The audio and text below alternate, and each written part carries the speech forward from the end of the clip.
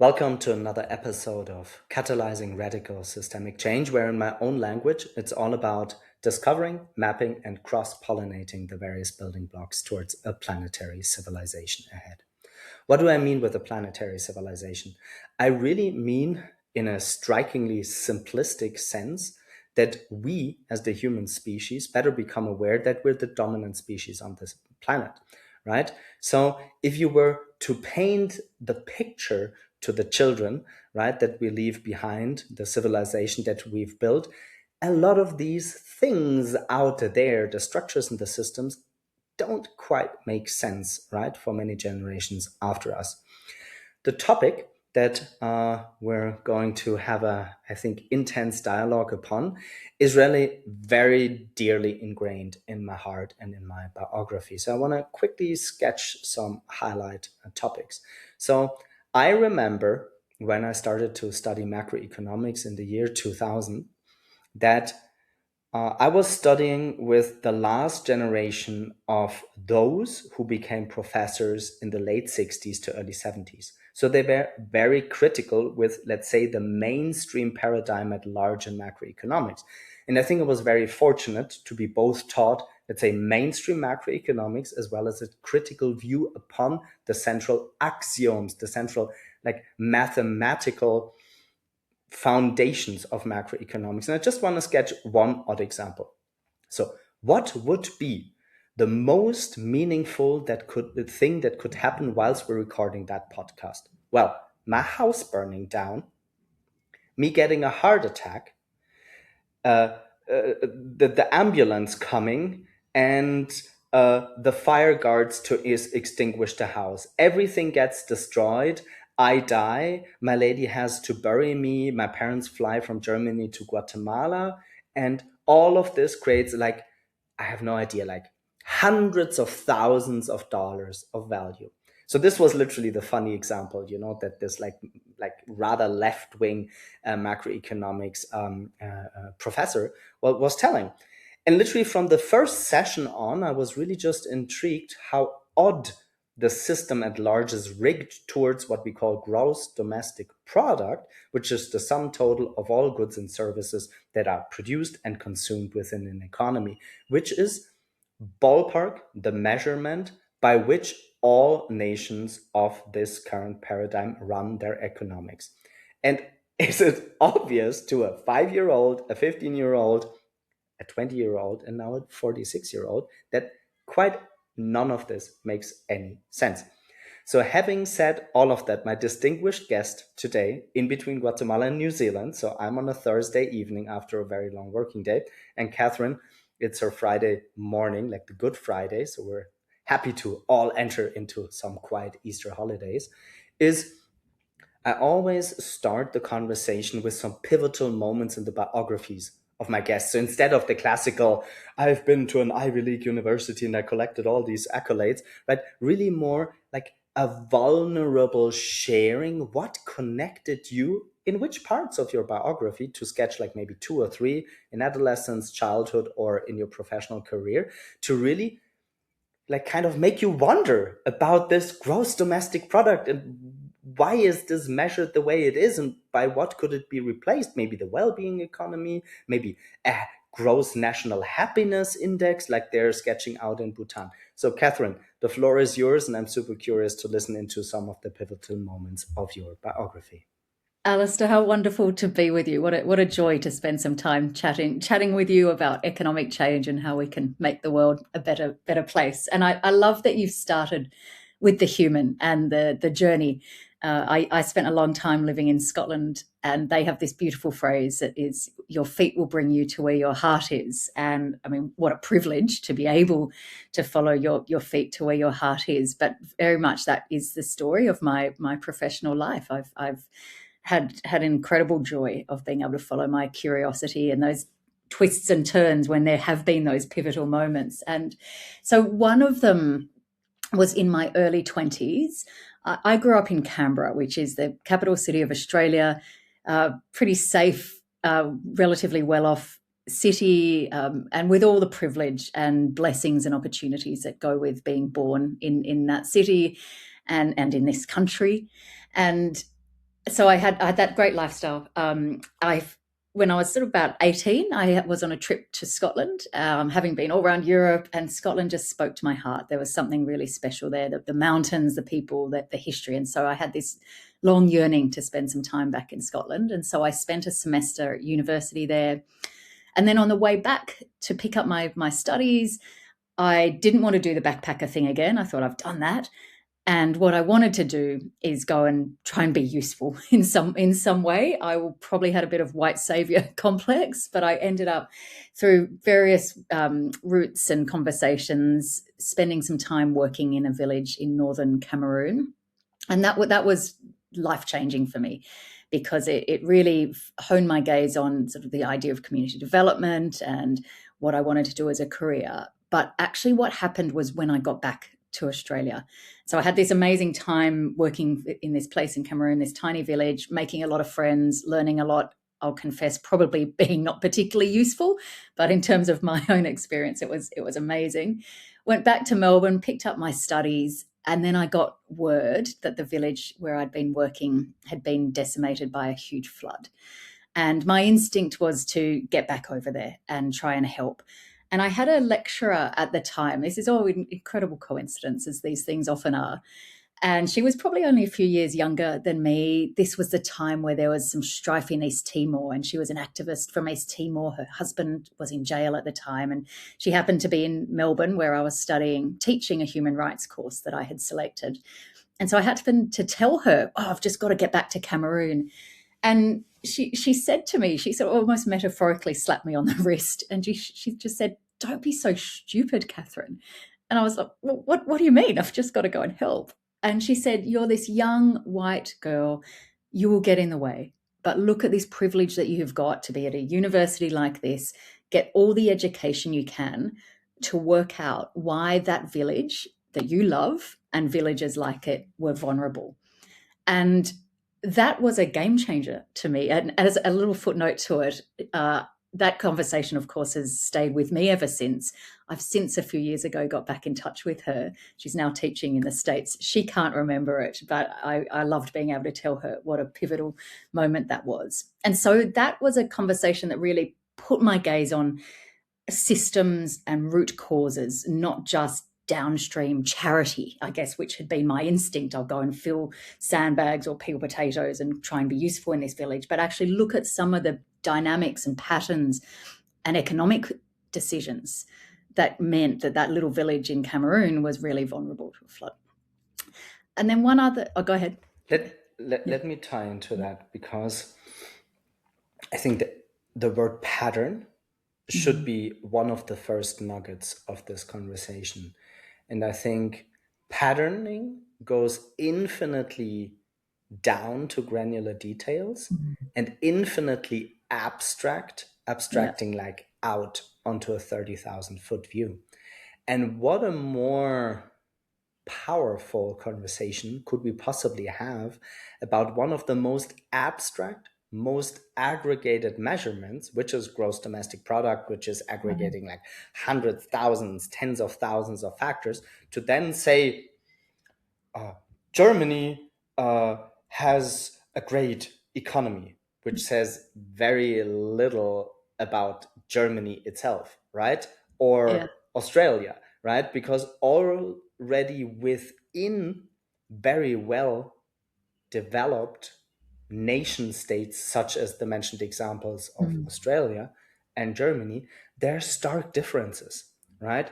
So I think the patterning should be something that I hope some of the listeners can take away from this, right? Because ultimately these topics in the podcast, they're more chosen to wake people up, right? To find out what actual patterns, are you perceiving, and where can you like create acupuncture points. That's a word that I'm often using to change the patterns in the system. Anyhow, I'm curious on your second pivotal moment. I'd love to. I'll come to the second one in a moment. I just want to underline your pulling out of the word pattern, because I spent a long time working for Oxfam, a sort of international global justice organisation, and doing some work with them that focused on people experiencing poverty in the UK and particularly in Scotland. And so you talk to people who are really struggling to build the sort of life they want to live. And yes, you could, their stories really matter.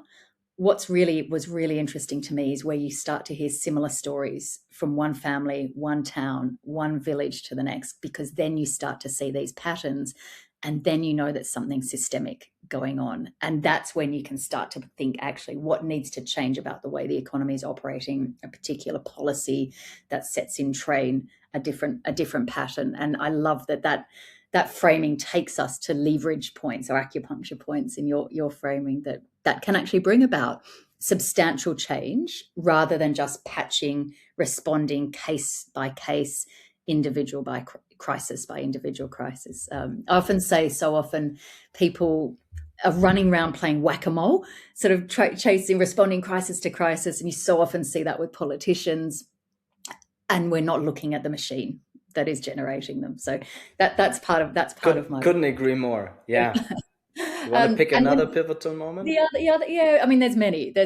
My work is, I think, I've been so lucky to just have incredible moments, and there's so many different influences and intellectual heroes of mine who I look up to. But one other really interesting moment for me was I moved to Glasgow purely because I wanted to live in Scotland in 2005, and people may know Glasgow as a post-industrial city. You know, for centuries, it was the second biggest city of the British Empire, with all this sort of proud shipbuilding and manufacturing and so on. And then now there's been a lot of deindustrialization as that manufacturing has moved offshore or just declined. And with that has come a whole range of social and economic problems, mass long-term unemployment, disability, heartbreak too, because huge waves of emigration of people who have moved to Canada or to New Zealand, or to Australia, trying to find a better lives for themselves. And when you get to Glasgow Airport now, this is just a little vignette of wider economic patterns, but now when you land into Glasgow Airport, one of the first signs that meets you is "Welcome to Scotland's biggest shopping destination." And so that shift from a sort of really proud industrial history with all the problems that brought, but now to a consumer-orientated economy where the ideal citizen is a consumer citizen, where it's all about having the trendiest cocktail at the best bar or the right T-shirt and so on, but still huge levels of poverty and inequality. And of course, Alistair, the fellas who used to work on those shipyards are not going to get a job in Topshop in the main high street of Glasgow. And so that shift has brought huge social dislocation, alienation as well, huge inequalities of health as well. And this is sort of one of the moments when I started work at Oxfam, it was about when the Haiti earthquake hit. Now, your listeners will know Haiti as a very, very, to put it mildly, challenged country. Some people even call it a failed state. At the time, the life expectancy of Haiti was 64. There are parts of Glasgow where the life expectancy was 54. And that contrast, just encapsulated by those two numbers, made me ask, what is going on with the economic system here? I mean, at the time, this is before the global financial crisis, Scotland, one of the richest countries in the world in GDP terms, but just up the road from me, people were dying before they even hit their pensionable age. And so I started asking questions around, what are governments prioritizing? Are they focusing too much on growing the financial economy and not enough on nurturing social connections, not enough protecting the environment, not enough giving people the basis of the life that they need to live? And so that took me into conversations around measures of progress and economic models and so on. So just seeing that stark contrast and seeing that how the way the economy is set up has very real implications for life and death, took me into this journey of economic change. Before we dive into your Oxfam episode in your biography, because I'm really curious how we make sense of that and what you learned there and why you left. Let's stay with these contrasting examples of same like age expectancy in Mhm. Haiti and Mhm. in Glasgow, as mentioned, Yeah. 54, Yeah. right? Well, But that Haiti was the older. 64 in Haiti. yeah, even Glasgow was Even even lower, even lower. right? Yeah. But that the measurement at large, like writ large, is like Scotland, like is a way more advanced economy. And what I find Mm. really interesting, ultimately, I admit I'm blind for my own patterning, and I think that's a fact that we Mm. should all become Mhm. aware of, right, and become innocent, also in that dialogue, because for me, I think since if not childhood, then certainly adolescence, this patterning of how the economic system writ large is set up and Mhm. by what rules and axioms it's Mm. governed never quite made sense to me. So the question then is, and I'm curious how we tie that into your Oxfam episode, Mm. is where can we really create ripple effects in systems Mm. that, if not permanently, then at least create change in a certain geography for a certain demographics. Do you have an example from these early patterning recognition examples in your biography Mm. why you chose Oxfam? And Oh, what that's are some examples a in good question. between Oxfam, the work you did, and the next episode in your biography, which has to do and should Yeah. take a longer portion of the conversation, of the Wellbeing Economy Yeah. Alliance? Gosh, that's a beautiful question, and just hearing you talk about how we create ripple effects that deliver profound change.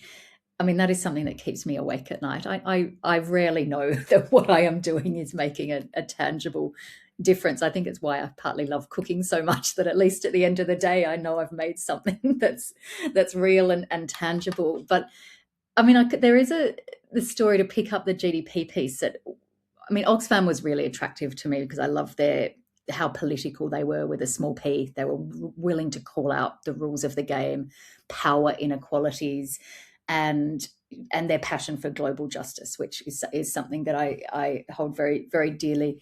I joined Oxfam, and because I was in the part of the Scotland team, I had a nice bit of sort of free reign. I was a bit out of sight and out of mind at head office, and at the same time there was a huge report published by Nicolas Sarkozy when he was president of France. And he had commissioned some Nobel Prize winning economists, Jean Paul Fitoussi, Amartya Sen, Joseph Stiglitz, and others, to run what they called a commission on measures of social and economic progress.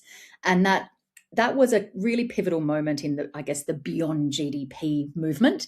Beyond GDP movement has roots that stretch way back to the very beginning of GDP, where the creator Simon Kuznets says, "Do not use this to measure the welfare of a nation." 1968, when Robert Kennedy, a couple of months before he was assassinated, has a beautiful poetic tirade against GDP. If your listeners haven't heard it, I would encourage them to put it on YouTube and turn up the volume. Then in 1972, a couple of things happened. One, the Lorax was published by Dr. Seuss, and if any of your listeners have young kids, they might have the Lorax on their kids' bookshelves that are really criticised as getting Please, bigger and please, bigger. It's a great book. we should all more frequently listen into and read to our children Dr. Seuss. I Absolutely. was an Oh, so avid true. consumer. I fell so in love with Dr. So Seuss true. as a child.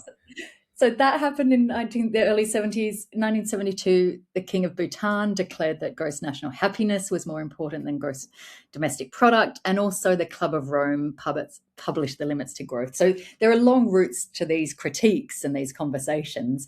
And I actually find today it's rare to meet someone inside government who doesn't recognize all the flaws of GDP. But the Sarkozy report in late 2009, if I'm not mistaken, was a bit of a galvanizing moment for that conversation, and I found it really inspiring. And Oxfam uses, well, at the time, uses a lovely framework called the Sustainable Livelihoods Approach, and it says for a community, perhaps a country or family, to live well, they need all sorts of assets. And I know the word assets has all sorts of different connotations, but things like, yes, they need financial capital, financial assets, but they also need social capital, physical capital, natural capital as well. And so there's this lovely balance that you need all these things. Only having one is not enough. And then I looked at the way government was being run, and they were just focusing so narrowly on the financial aspect of that. GDP, get it faster, faster, faster. And there's a lovely quote from a Canadian economist, Mark Anelski, and it speaks to this sort of vignette you painted at the beginning with the heart attack and the fire brigade and repairing the house. And Mark Anelski's quote is, he says, in GDP terms, the hero is a chain-smoking terminal cancer patient who's going through an expensive divorce, who crashes his car on the way to his job as an arms dealer because he's texting while eating a takeaway hamburger. Now, every one of those. Let's stay there. Let's stay there. I love it. You're way better in literally retaining quotes and then even being able to retain the people behind the quotes. But there should be another nugget, I really think, in a podcast. Isn't it a very interesting world we're living in, where more than half a century into the limits of growth, me growing up as a left-wing academic polymath child, I think I was maybe 5 or 7 years old, how my father was sketching me the limits of growth in an example, right? Just said, the earth is a closed loop system, right? And you can close a bottle, right, with plants inside, and then really close, and it's a closed loop ecosystem.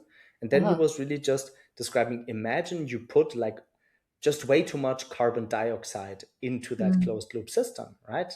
The closed loop system dies. This was his metaphor describing like unlimited growth in a finite system. And for me as a child, maybe it was first grade, second grade, something like that, but it was very early on in like primary school, just like intuitively made sense, which then way later made me study macroeconomics. And then again, way later, 26 years later, we're talking about this oddity of a chain smoking, hamburger eating, bidding in the middle of a heavy divorce guy that creates like the most amount of GDP. I mean, let's try to tackle the conundrum from the other side. Since with you, much like with I think almost any other podcast guest, we had a prior conversation and trying to sketch like signs of hope. Like in my language, I always call them Lego blocks. And let's maybe start with Oxfam and then segue into your next deep, like almost a decade-long engagement with the Wellbeing Economy Alliance. In between our macro topic being GDP as a kind of at least not the only measurement that should make sense and should be complemented by other measurements of well-being and happiness. Like these were the two that you were also mentioning, gross national happiness in Bhutan. It's kind of a big meme, right? Bhutan is now invited everywhere and everybody says, this is like what Bhutan is doing, but it's not really adopted. The Wellbeing Economy Alliance. Can you sketch some Lego blocks that gave you, and maybe some of them still give you, signs of hope that some things are happening in some pockets in the global economy writ large? I love that you use Lego blocks, because I also use that metaphor. When people say, how is the movement going? I say my best reading, my most positive way of describing it. And I will say I don't feel hopeful about the state of the world. I think our planet, our societies are in huge strife, but there is no shortage of chinks of light or things that show us that we can do better. And so I describe them as Lego wins. And I have a little nephew, and his bedroom floor is often covered by Lego. And I think almost I could list off to you, Alistair, so many different policies that governments around the world have on their statutes that have potential, into different degrees, start to align the economic system with outcomes that people and planet need. There is no shortage of amazing enterprises, big and small, around the world. again, that are using commercial viability to deliver social and environmental positive impact. So there's no shortage of those examples, no shortage of amazing community practices. And we can perhaps come back to this, but in my view, they're still scattered, like the Lego on my nephew's floor. They're not yet adding up to the change that's needed. And this, one of the things that I really feel now is the dominant economic mindset is still stuck in sort of the 20th century with all the challenges and sort of outdated and debunked orthodoxy reeking through it. And so those amazing practices, those chinks of light, those Lego wins, remain disconnected and vulnerable. So I love that we use a similar metaphor to sort of point to the positive steps that we can because there's no shortage. There is no shortage of little proof points. They're just not adding up yet. I mean, my Oxfam experience was incredible to me. I was there at the time when Kate Raworth, who some of your listeners might know, was writing the discussion paper that preceded her Donut Economics book. And so she and I would often talk, have discussions around GDP and the way the economy is operating. And when she just drew on a notepad in one of our meetings, her idea of the donut, you then, this idea that the economy needs to operate in a space that does not breach the Earth's biophysical boundaries, but also lifts people above a social foundation. That vision, you never left me. It's like putting on new glasses and you've got this new lens now that you look at the world through. I then, for a few years later, was able to start agitating, is probably the right word, for something that's become the Wellbeing Economy Government's Partnership. And the backstory to that is my friend and colleague Lorenzo Fioramonti, who was a professor in South Africa at the time. He and I were talking around how if you look at global politics through the GDP lens, the heroes are those countries that are big because of their GDP. But they're not countries that are necessarily taking care of their people. They're not necessarily countries that are taking care of the planet and their ecosystems. And so we were saying, well, we need to put off those GDP glasses and put on wellbeing economy glasses and have new heroes, new champions that are much more suited for the challenges our world faces in the 21st century. Country not too far from you, Costa Rica is one of the most obvious examples. I mean, no country is perfect, of course, but Costa Rica has a incredible ability to have high life expectancy, but middle income status in GDP terms, with all its work on reforestation, its democracy, and so on and so on. And so Lorenzo and I thought, well, we need to challenge the G7, which, as your listeners will know, is a group of governments and countries that are linked by the size of their GDP. The entry ticket is, have you got the biggest GDP in the world? And we said we need a We7, a Wellbeing Economy 7. So we haven't got there yet, but the journey was amazing. Can you because I kind of know quite some of my listeners and I have a sense of some of the listeners, since Costa Rica, much like Bhutan, right, is very shopped around. What are other less obvious examples of maybe not front runner, but like in the mid of economic terms, but high life expectancy, high well-being? Just that we sketch more examples to make it tangible. Sure, with the huge caveat that these countries are far from perfect, and they are not. I'm not suggesting them as blueprints. But what I'll share with your listeners is that there's research done by ecological economists at the University of Leeds, and they have looked around the world for national economies that get inside the donut, that basically do not breach their fair share of planetary boundaries, but also lift their citizens above a social floor. Now, there's a huge caveat there too, that's on average. So a country like Scotland or the UK would be seen as having the material resources to lift its citizens above a social floor, but of course, huge inequalities within that country. This analysis does not take account of that, but to me, that's critically important. But holding that caveat, and so what they did is they looked around these countries and they have on their y-axis social foundations met, and then on their x-axis, and I know this is a podcast, so I'm waving my arms around, drawing a graph in the air, but listeners can imagine on the x-axis is sort of breaching planetary boundaries. And countries like yours and mine, like Germany and Australia, are clustered in the top right-hand corner. These are the GDP-rich countries that, in average terms, have a lot of material resources. They also, though, tread very heavily on the planet. So they breach a lot of planetary boundaries. In the bottom left-hand corner are countries that are struggling to meet the basic needs of their citizens, but are also treading very lightly on the planet. If we could find countries that got inside the donut, they'd be in the top left-hand corner.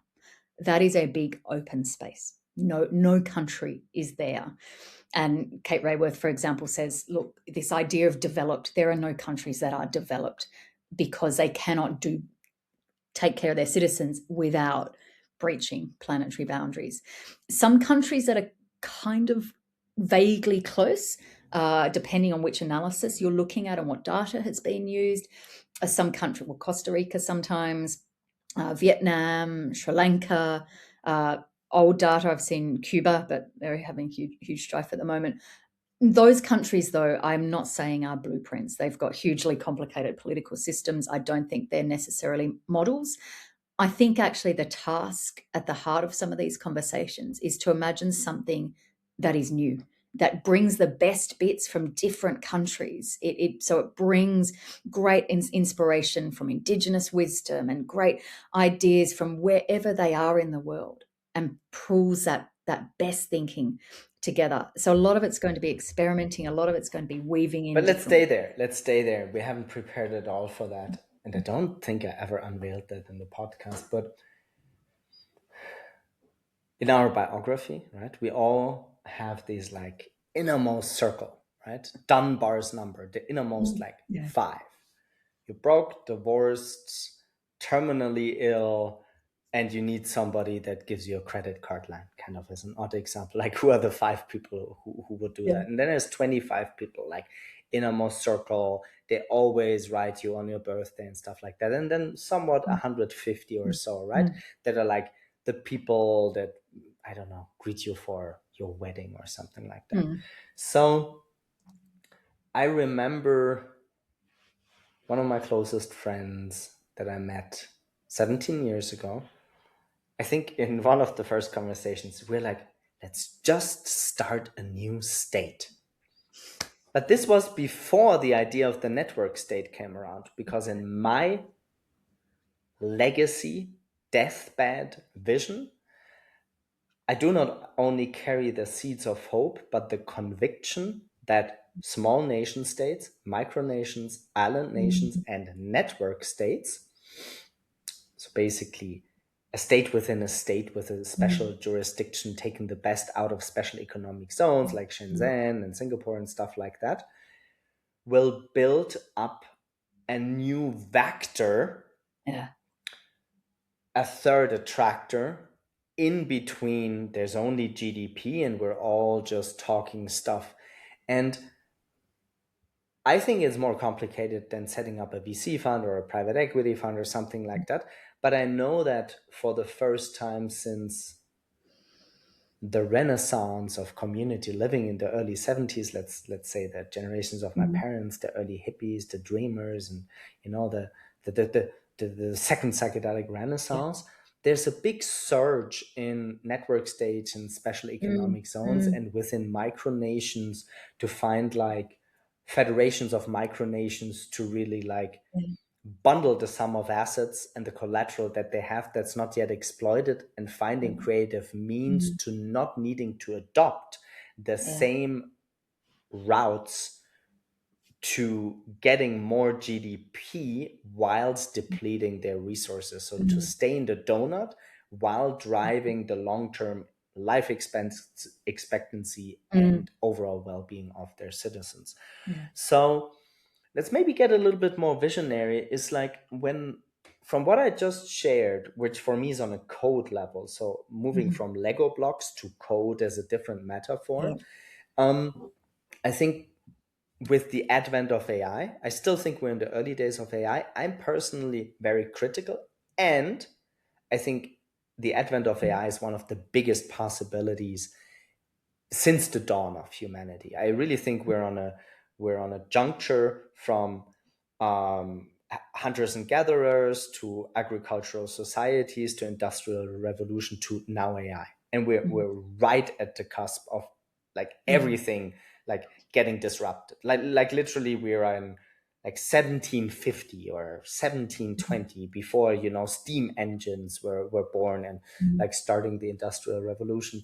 So because the interesting thing is the code is now accessible to anyone in Cameroon, right? Yeah. That can get a free access to a cheap Chinese, like large language model and say, give me all best practice examples about like the well-being economy and the network state and sketch how that would look like in my bioregion to speak with the most important philanthropic institutions here in my small, I don't know, bioregion in Cameroon to stay with that example and learn from the lessons that all predecessors have done to not repeat the same failures, right? And this would take you, well done, That's instead a of an question I should impossible put task. into.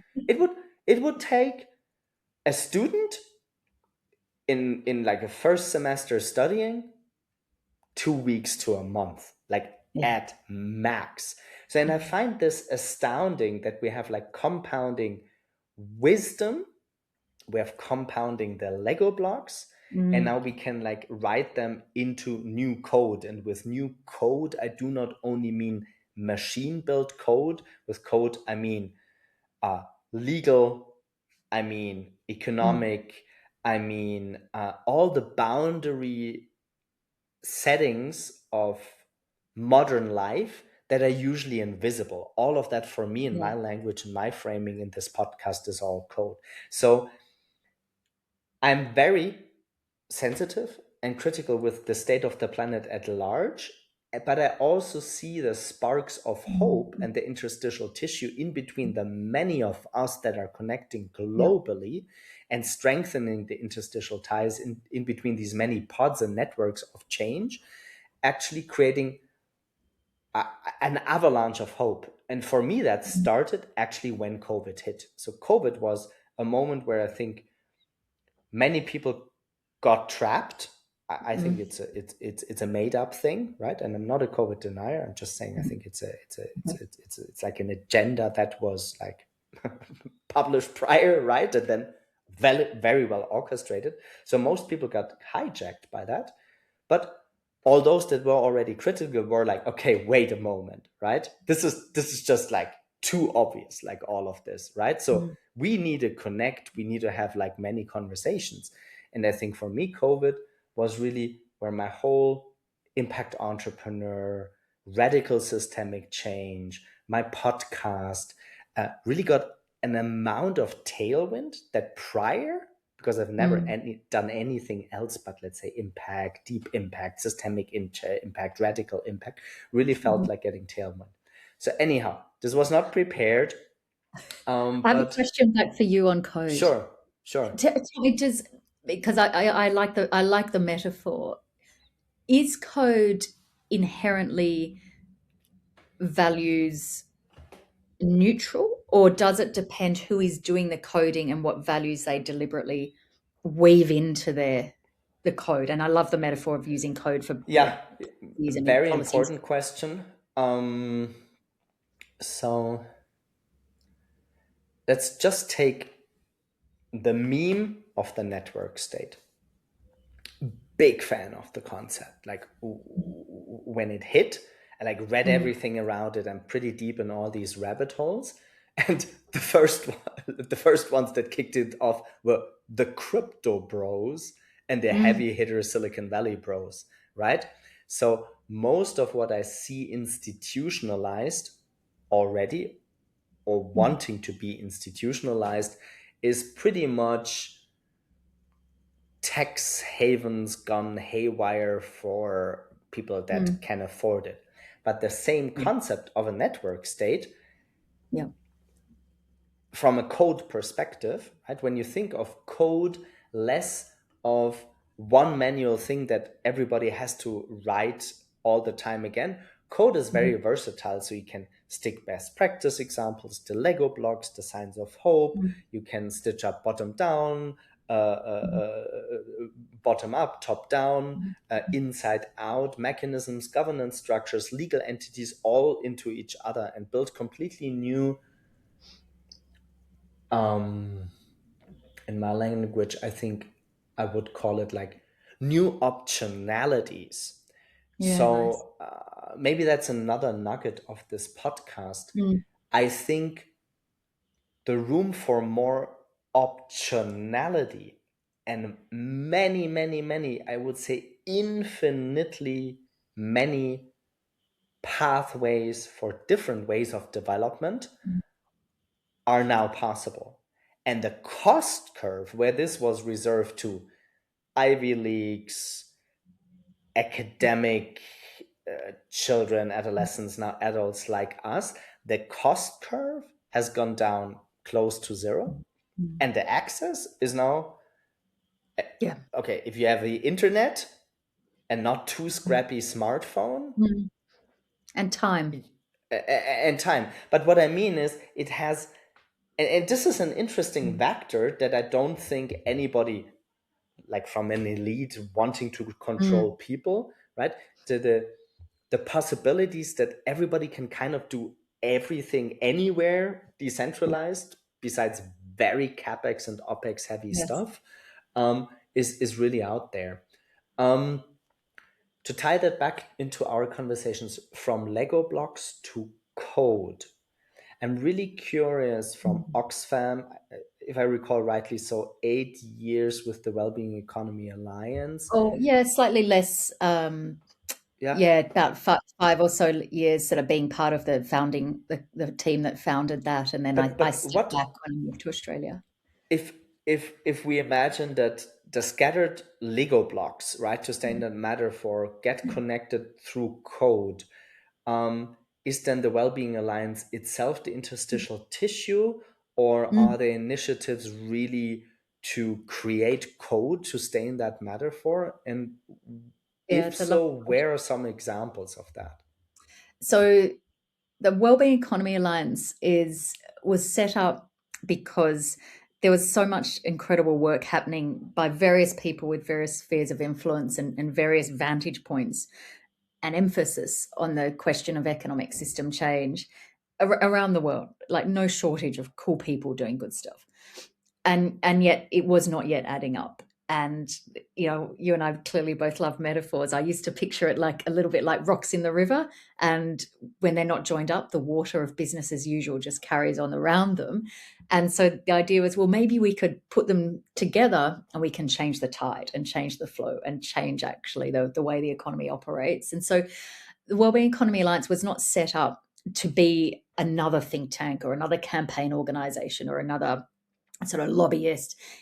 Almost the theory of change is in the abbreviation, we all, that by coming together, all these different players, entrepreneurs, academics, activists, community groups, some people inside government, just by helping them feel more connected, helping them learn from each other, be inspired by each other, helping push the conversation that these questions are being held and asked by all sorts of folk around the world, that we can start to push the coding maybe, or push the rules and the axioms, so that creates space for these conversations inside government, inside enterprises, and so on. There's a lovely framework that I find incredibly helpful from a systems thinker called Frank Giles. A lot of folk will know his work, the multi-level system perspective, and it says you have the layers of the mindset or the narrative or the landscape piece under, you know, sort of the questions we ask, the assumptions that we hold implicitly within our brains that we may not even question them. Underneath that, you have the sort of policy regime, the rules of the game, if you like. Perhaps that's where the coding and so on comes in. And then underneath that, you have all the different practices, niche level activities.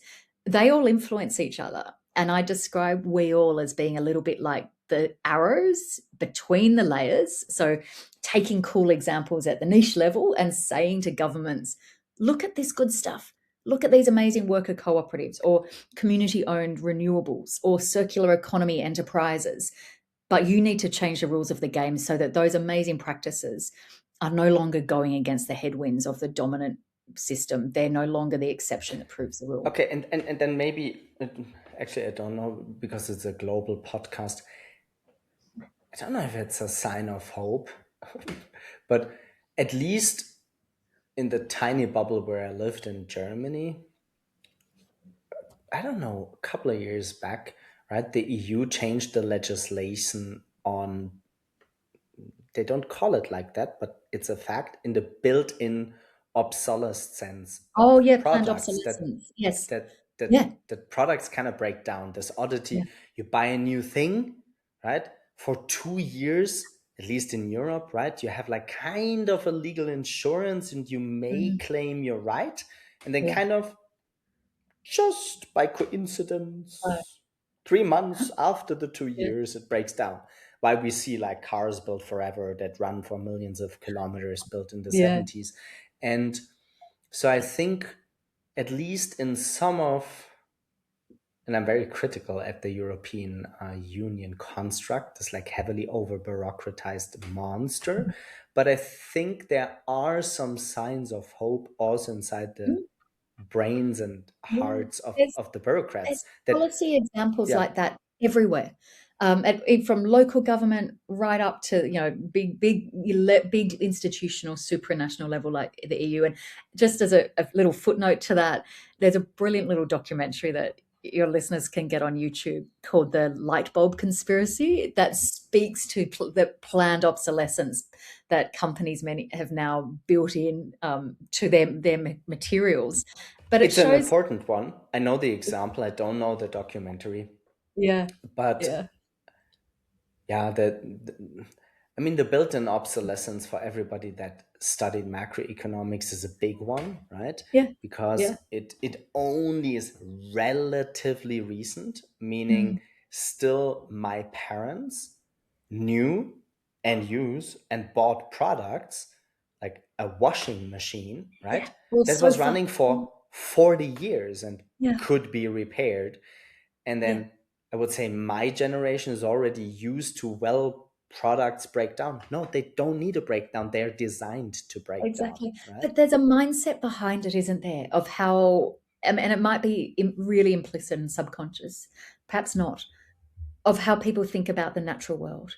This idea that, like my mobile phone here, I mean, this is so old, I can't put an eSIM into it, the screen's cracked, but I keep going with it. But it is just inherently really impossible to repair because it's been designed that way, which to me suggests an attitude to natural resources that is almost what you started our discussion with, of humans on top, that the natural environment is there for us to plunder and throw our waste away into, not cherish the natural world as something that's part of us, that we're part of the natural world, let alone of value in its own right. And so there's this deep mindset at the heart of some of these enterprises and their way of doing business, their way of treating resources.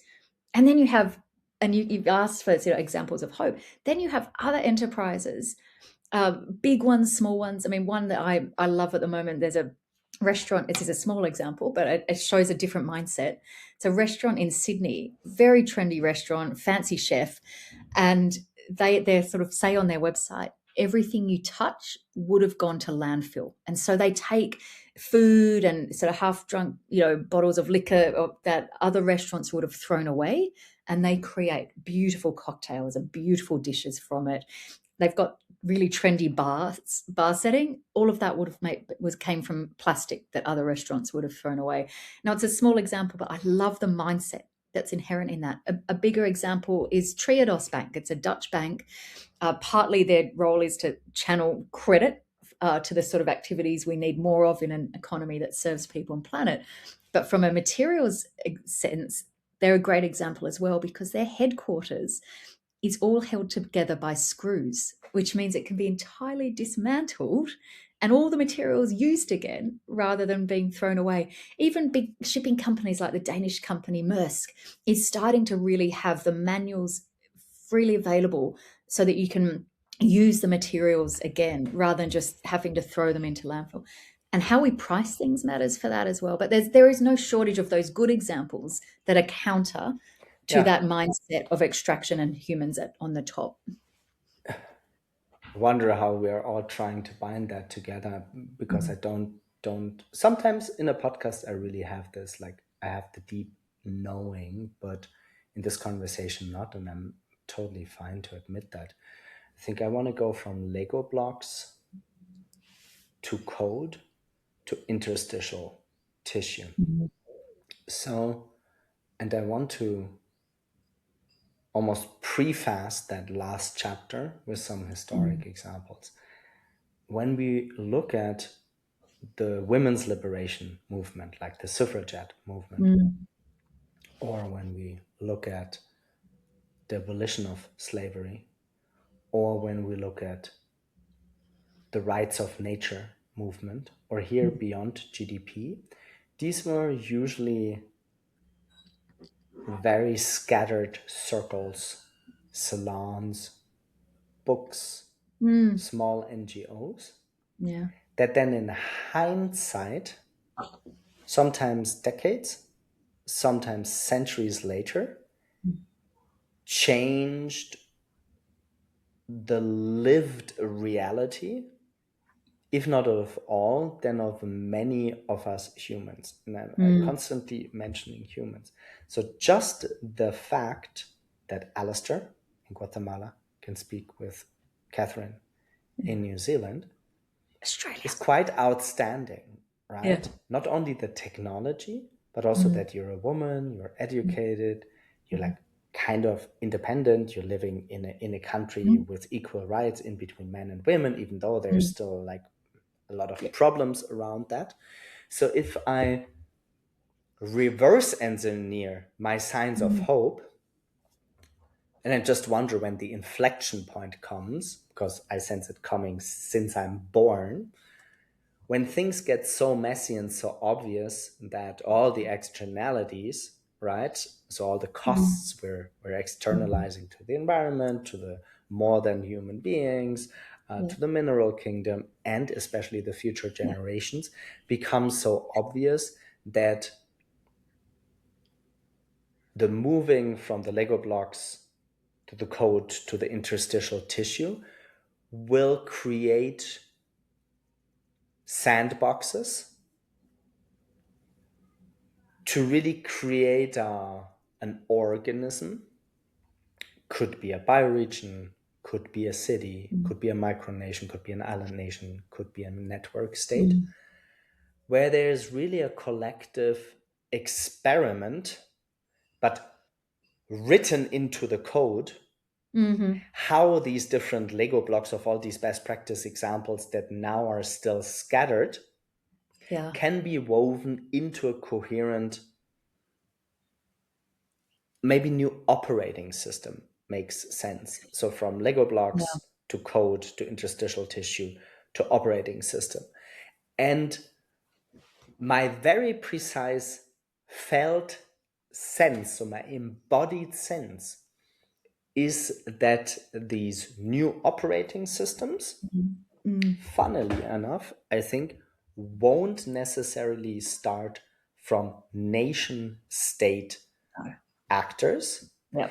but more from few selected, some of the most privileged human beings, the largest wealth transfer in history, the biggest capital Mm. allocators, institutional capital, sovereign wealth funds. Because if you stay in my hard expertise, what I learned Mm. is once as a very large capital allocator, so a sovereign wealth fund, a very large family office, and an institutional investor, Mm. and a reinsurance company, you become aware that none Mm. of the assets you're holding can hedge against, have a hedge against the systemic risks they're facing over a Mm-hmm. relatively short time horizon. Let's say Mm. Mm. sometimes 10, sometimes 15, sometimes 25 years. It's then really interesting that in some of these circles, exactly these type of very weird conversations that many of ground floor people, middle management people, I'm not even talking about the Yeah. people who can just not intellectually understand what we're trying to convey here in the podcast, would be surprised, right? Because if if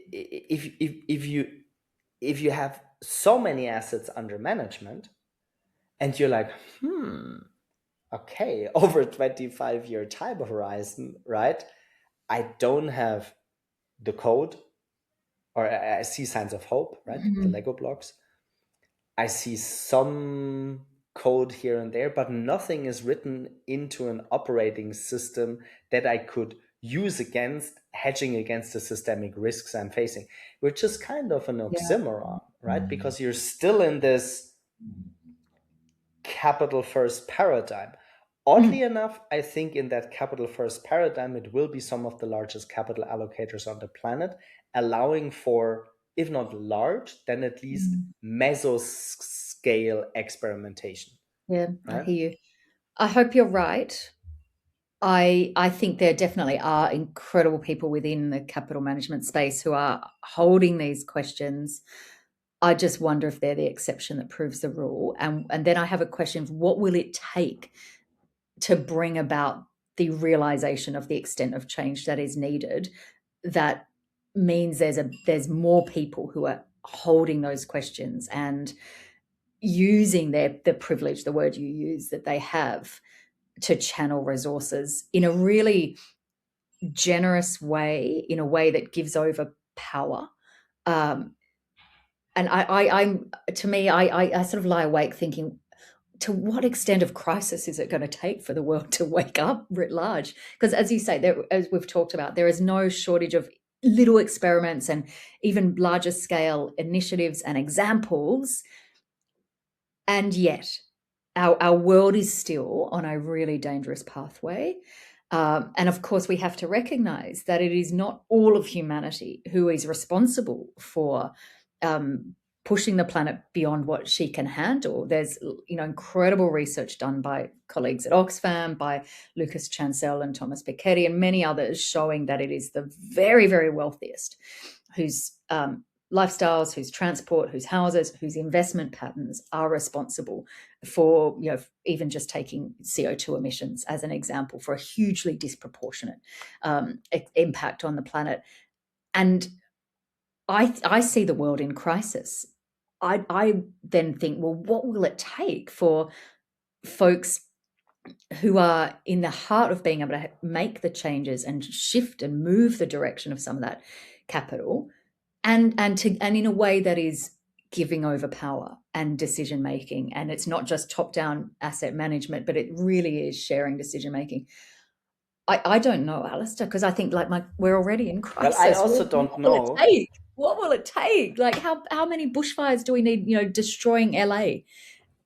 Some of the wealthiest people in America had their houses destroyed by extreme wildfires in winter.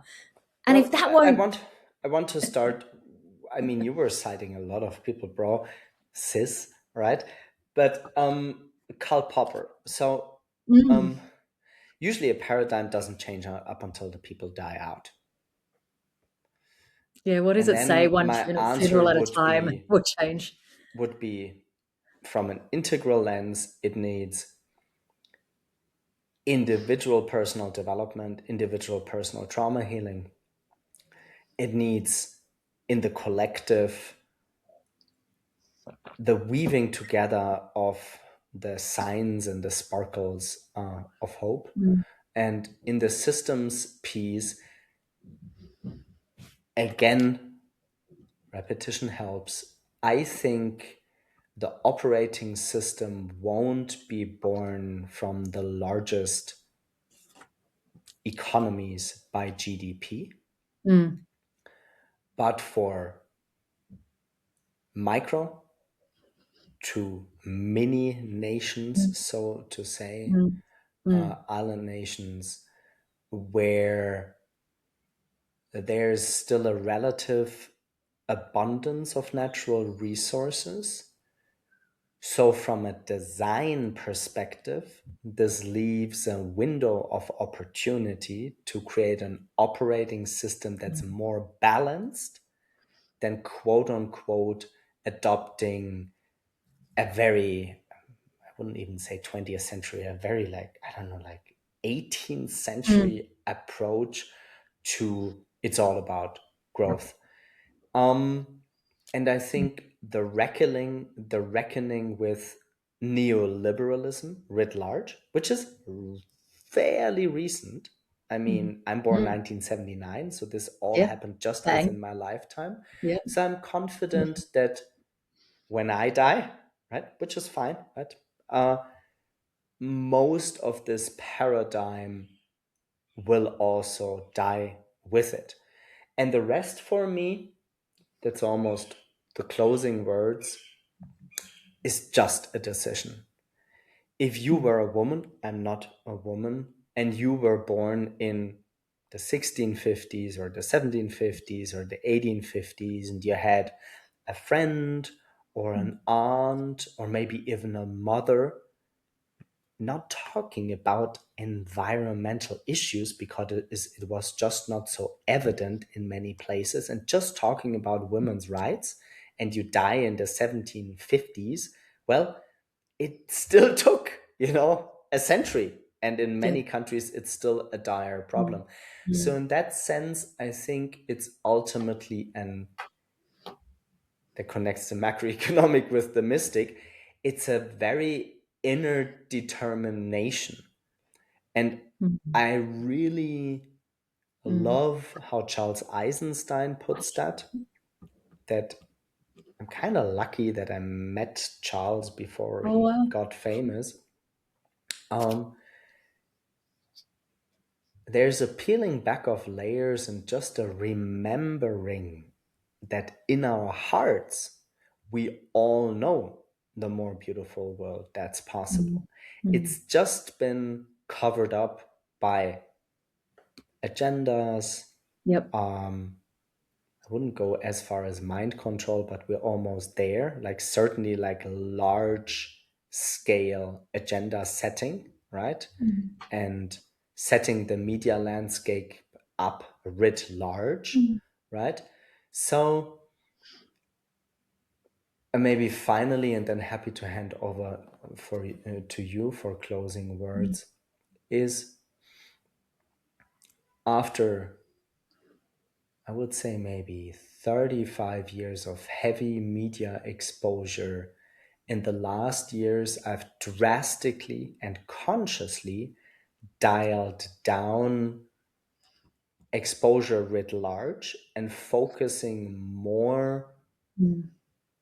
on deciding myself what types of information I want to enter into my consciousness, which then ripples into my Mm. biophysical being, embodied human being. Mm. I'm not too sure, and I'm not a climate change denier, really not, right? But I'm not too sure if this everything, always, everywhere doomsday scenario only is reality. I agree that I studied epistemology, right? And the history of science and the long history of money Mm. and the many systems that were born and died prior Mm. to the birth of modern capitalism. It's just, it's odd because I was really overwhelmed. I wouldn't say depressed, but certainly overwhelmed as a child. And I'm more hopeful than Mm. ever. The Yeah. resources, It's the genius, all the oh yeah. infinite technologies, free energy, all the crazy shit that was just years ago, just reserved for conspiracy theories, is Mm. right around the corner. And all of this will happen like now, like Yeah. literally now. Like while we're recording that podcast. And once the cost curve of distributed energy goes down to zero, like close to zero, right? It's just close to zero. at least in 3D reality, this unlocks a huge playground. So it's not only that the cost curve of the access to infinite amounts of wisdom, knowledge, creativity is down to zero. Also, the cost curve of the access of the abundance of energy is like very Yeah. close down to zero. And this will culminate, I think, in in in at least the possibilities of a very silent renaissance of many, Mm. many people. And with many, I at least mean a couple of 100 million, which is still just a fraction of the couple of billion we are, right? Just doing their thing. Just Mm. doing their thing, right? Because what do you need? Well, food, water, electricity, and access to the global brain we kind of created, right? Mm. Mm. So I in hope that you're sense, right. I'm I very. really hope you're right. I see. I have no bloody fucking idea, right? We will find out. I mean, I think you're where I do agree with you is that there is definitely cause for hope and Yeah, examples of what better looks like. and it's just a There is decision. It's yeah. just a decision ultimately, right? Yeah, but of who? But I want to come Well, of back. myself, I can't The take the decision for you. Yeah, no, but in terms of like how to change bigger systems, no, and yeah, you and I as an individual, our level of agency is relatively small. But the point I want to just finish on is something you said that I really profoundly agree with, is that humans have, I think, extraordinarily beautiful values and instincts that need, the fact we are most human beings are most thriving when we've got a sense of purpose and dignity, when we've got good relationships, when we have enough, yes, of the basic needs, but people don't really flourish when they have tons and tons and tons of money. Enough, the sufficiency is important when we're in nature. And then what's happening is we've got these sort of wider systems, and to me, namely the economic system, that is dragging people away from that. They're forcing them into competitive, consumerist, often. I mean, I look at so many young people these days and how similar they look. I look at, some people, at my friends' kids' school, and how, just how identical they dress. We're pushed into this sort of really conformist way of thinking. And that's partly because of those economic systems. And so it's almost like these two systems working against each other, these beautiful, deeply held values and needs. And if Totally. we can Wait, change those wider wait, systems, yeah. wait. In all the old prophecies of all indigenous and mystical Mm. traditions, and I think we're already there, we're Mm. not living in one reality. We're living in Yes. many Yeah. parallel realities. And when I Mhm. say it's a choice, my choice is for hope, love, healing, forgiving, Mm. building Yeah. together, Yeah. right? And when I say fun, because I'm a very hardworking guy, right? I also love to cook. And if I had this, like, bro, this was like too crazy of a day. Okay, at least I can cook, right? Yeah. I I'm agree so with with you. you. But I mean, ultimately, it's a choice. And I I see really yeah, as think for the individual. internally, once you Yeah. take Yep. that choice that you Yes. want to give signs of hope, you want to Yep. support sign of hope, then this ripples out to Yep. your children, to your Yeah. neighbors, to your colleagues, to your ex-colleagues, and I really Mm. don't know. Inshallah. Inshallah. I mean, that's I guess partly why I do the work I do, because Yeah, I have that agency and choice that I am able to, step forward. yeah. Whether it is enough is probably a whole other conversation. Yeah. Or if you have or I will have like grandchildren or great grandchildren, they will see. I don't Yes. think so. In my most optimist, and then I want to let you go for the Good Friday, is in my most optimistic. I know people are way more optimistic, but in my most Mhm. optimistic deathbed scenarios, we're seeing from Lego blocks to code to interstitial tissue to operating system, some mid-size Mm. new earth technology, new earth government, old Mm. ancient technology, old ancient government systems on a meso size. Yeah. I don't Yeah. think that in my limited physical time frame on this planet, I will see all of the mother organism heal. but I Yeah. see signs of hope. Maybe New Zealand does it, or Costa Rica does it, or the Basque Country does it, or And Catalonia Scotland, does it, or yeah, some yeah, my Polynesian little hometown. micronations do it, right? Yeah, So yeah. in that sense, this is maybe my closing words. Catherine, do you want to share anything else before we close it, or?